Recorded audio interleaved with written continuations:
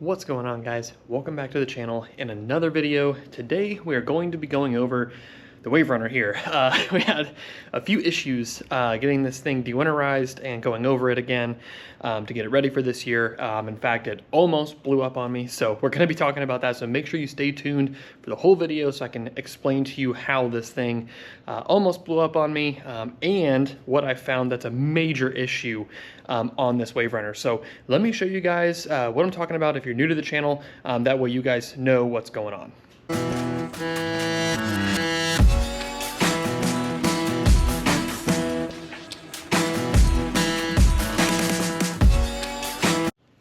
So this is my 2022 Yamaha Jet Blaster. I bought this used last year. Had about 120 hours on it, if I remember correctly. There are some scuffs on this thing. Doesn't look like any bumpers were used, but I mean, there are some small imperfections about this thing, but overall, this thing is an absolute blast. Last year alone, I only had it for about 3 months that it was actually rideable because of the weather. And I put, I think it was about 50 hours on this thing. So we're roughly sitting at about 160 hours now on this Wave Runner. So let me show you exactly what we did to get this thing de-winterized, get it ready for this year, and what I looked over to make sure we were good to go.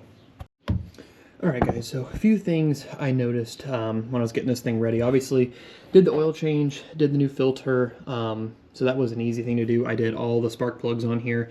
I will put a link below. There is a kit that I think it's Port Yamaha sells that is the oil, the filter, and the spark plugs all included for, I think it was 60 or 70 bucks. It's a really good deal. But I also had to do the battery. So the battery I had in here was brand new when I bought it. The previous owner had replaced it for me. And that thing did not last any longer than those 40 hours. I couldn't get that thing to even want to start when I first got this thing up and going this year. So get a new battery. It was about 120 bucks there. And then as I was inspecting down here as well, everything looked good. I just made sure, you know, there was nothing that wasn't greased. Everything was put back together. I did a new air filter because my air filter was super gross. I think it was the original air filter, so we did that as well. Now, all that stuff is really just basic maintenance. You have to pretty much assume that you're going to be doing a new battery probably every year and a half, depending on how many hours you put on your ski, of course, and where you live. But you also have to do the oil change. You got to do the spark plugs, and you got to do the oil filter. That's just a given. Every 40 to 50 hours, you got to do that.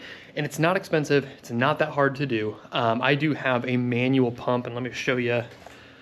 Here it is. So I have a manual pump that I use. You just put this little end piece down into the oil fill down there in the crank, and then you just push this down like a little bike pump, and it siphons out the oil. So it's very easy to do. They do make automatic options as well, but those are a little bit more pricey, and I was trying to keep it budget friendly. Now, one thing I hadn't checked at the end of last year, because again, I'm new to this whole jet ski thing, but as I was watching more videos on YouTube, it said that I needed to check the jet pump and the impeller. So I got down here, took a look, and I found some pretty bad looking stuff. So let me show you, I have replaced it. So this is the new piece. Let me show you with the old piece exactly what was going on here. So the impeller actually looks pretty good. I wonder if this was replaced by the previous owner, but the impeller looks pretty good. I don't see any issues there. The bearings, they feel all right. I don't think there's any issues there, but when you go to the other side here, I may have to get my light to show you guys, but down in these fins, it looks like there was a rock stuck in there at some point because it really tore up these fins. And you can even see it up here a little bit. I mean, there's been some signs of cavitation in here. And I'll get my light here too and show you that there are literal chunks missing out of these fins near the impeller. All right, so I got my light. So as you guys can see down there, guys, that's supposed to be a flat surface, and you can see there's a giant chunk missing there. Pretty decent sized chunk missing there as well, and signs of cavitation. I mean, that was pretty much all around this pump. And again, this pump here, I guarantee this is the original pump. So this thing has probably at minimum, or actually just in general, probably about 160, 170 hours on it. So it was about time, probably. And again, this is something I didn't know because I'm fairly new to this, so I'm hoping this video helps out some of you guys, that you need to look at this and make sure your fins are in good shape. Make sure your impeller is in good shape. It's not hard to check. You can check it while it's still installed on the ski here. This is just because I replaced it, so I took it off. Now, doing this yourself is not hard to do, but let me tell you exactly what I went through getting this thing put on. So what I did, instead of getting all new pieces, all new bearings, things like that, and having to press all that in, or have a shop do it, I mean, I was quoted over $1,000 to have the pump and the impeller just swapped out.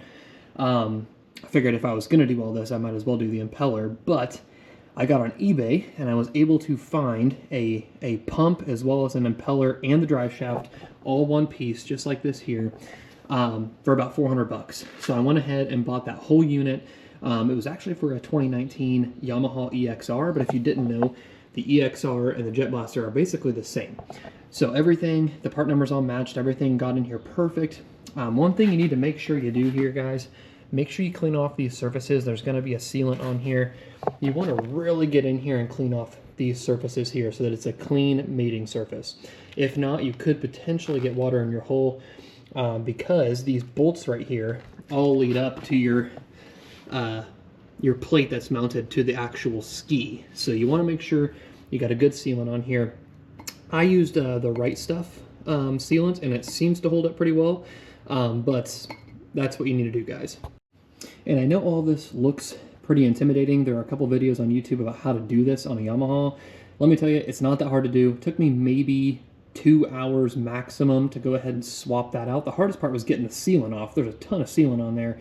But you also want to make sure you're using Loctite. You want to make sure you're using the right bolts for the right holes as well. So keep track of everything because the sizes on the bolts are like this much difference between the actual pump as well as this back piece here and everything. So you want to make sure that your bolts are all the right ones. Now, how did I almost blow this thing up? Pretty dumb, guys. I thought it was something wrong with the ski. But what happened was I changed the oil, changed the filter, changed the spark plugs, and then I hooked it up to the hose so I could let it run for a little bit so then I could check the oil levels. You're supposed to run it for about 30 seconds to a minute and then let it sit for about 30 seconds and then check the oil. So I did that, and as it was running, I think I let it run for closer to a minute because I hadn't ran all year, so I wanted to make sure everything was flowing right, make sure it sounded good. Well then, I got this really loud beeping noise and this red warning light was flashing. And then when it came up on the screen here, it was overheating. And I couldn't figure out why. And I was getting a little worried because it started to smoke a little bit and it did not look good, guys. Now, after a bunch of research online, which I highly recommend you do with these skis because there's a lot of good knowledge out there online about these, not just the Jet Blaster, but any other wave runner you have. But I did some research online and it said to check the water pressure of the hose, which is the very last thing I was thinking it would be. So I disconnected the hose from the connection here and I just went ahead and sprayed it outside the ski to see how much pressure I had. And guys, I was missing a lot of pressure. It didn't have enough pressure to actually cool this system, and that's why it was overheating. So if you're having an overheating issue and this thing sounds and looks like it's gonna blow up, check your water pressure on your hose because I switched to a different spout, reconnected it, and everything was just fine. I let this thing run for a little over a minute and no overheating issues. I even had it out on the lake yesterday for about 2 to 3 hours, had no issues with overheating. So if you're encountering an overheating issue while you're letting this thing run when it's not in the water, and you're not connected to a hose, that's probably the #1 reason. But if you are connected to a hose, you're probably missing out on some water pressure and it doesn't have enough to push it through the system to cool. And again, guys, I'm very new to this jet ski stuff. I've only owned this thing for a year. Not even a full year yet. It'll be a full year next month. So I'm really close to owning this thing for a full year, and I want to share my experiences with this because I'm sure everyone else that's new to this is probably going through similar stuff. But being a used ski, there's a little bit more risk involved in this. So I just wanted to share that experience with you guys. If you're encountering some overheating while you're letting it run while it's on the hose, you probably don't have enough water pressure. Make sure you check that. And your ski is probably fine. When you hear that overheating and you hear that beeping, make sure you turn that ski off immediately. You do not want this thing overheating on you. Like I said though, guys, we had this thing out on the water for the first time yesterday. A little bit of a cold day, but we got this thing out, got this thing running. Everything worked out really well. I did notice I do have some water that seems to be coming in right up here. I don't think this is sealed very well, and I think it's actually a little bit loose.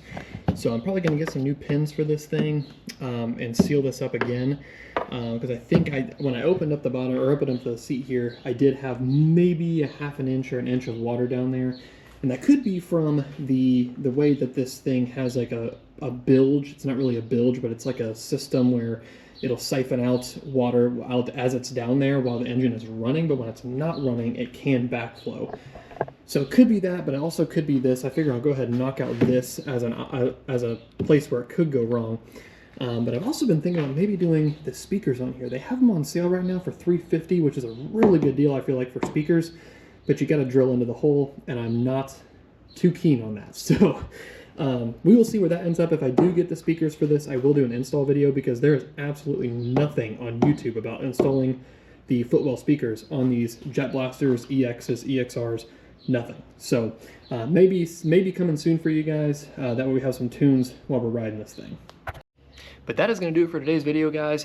Just want to do a quick overview of the Wave Runner and what happened with this thing almost blowing up on me, almost overheating and smoking. It was not a fun experience, but it was something super simple to fix. So don't freak out if it's happening to you. Just make sure you check that water pressure in your hose, and make sure you get this thing or your ski ready to go before you get it on the water if it's been winterized. But if you have any questions, drop them down below, guys. Again, I'm really new to this, but I'm learning a lot very quickly with my buddies having skis and also with the internet helping me out. But if you have any questions, drop them down below, guys. I will have some more ski content coming your way. Hopefully have some on the water coming up next week or the week after that. So make sure you like and subscribe, guys, and we'll see you next week.